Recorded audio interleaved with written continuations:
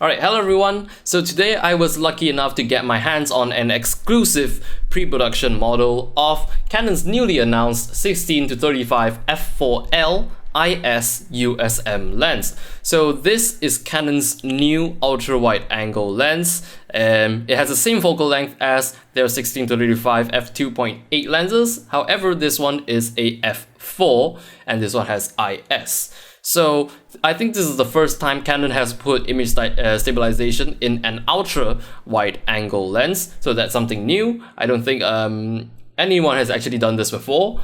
So right off the bat, you would notice that this new lens has a common filter thread size, which is 77mm. So that's a nice thing to have.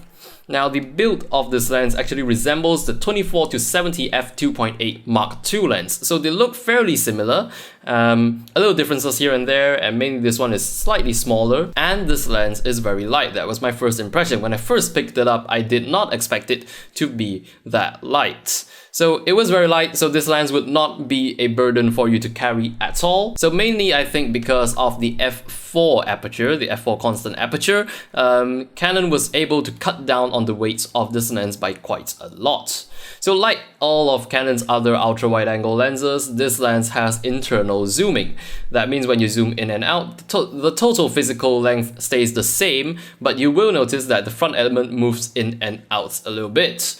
So I tested this lens with a EOS 5D Mark III, and as expected, focusing is really quick, especially with the USM.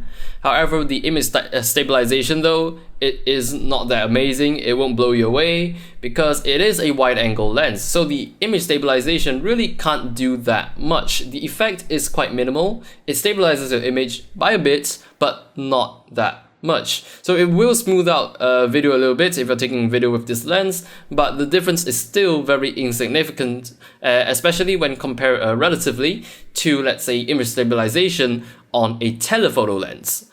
So personally, I would still actually prefer a f2.8 of the 16-35 compared to a 16-35 with IS. So in terms of sharpness, overall, this lens is very sharp. It is already very sharp at the center, with the corners being ever so slightly softer. But as you stop it down to f8, the corners will get progressively sharper. So that is pretty much it. Thank you very much for watching, and I will see you in the next video.